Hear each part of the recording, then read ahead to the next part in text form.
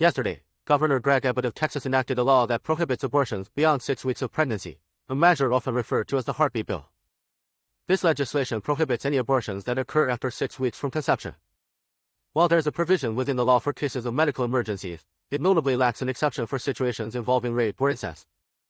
To put it plainly, the law implies that if a woman in Texas becomes a victim of rape, she is legally obliged to proceed with the pregnancy, give birth, and then either care for the child or relinquish the baby, whom she carried for 9 months, to an adoption agency for upbringing by unfamiliar individuals.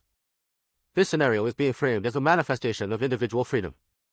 However, it's crucial to emphasize that outlawing abortions does not eliminate the practice itself.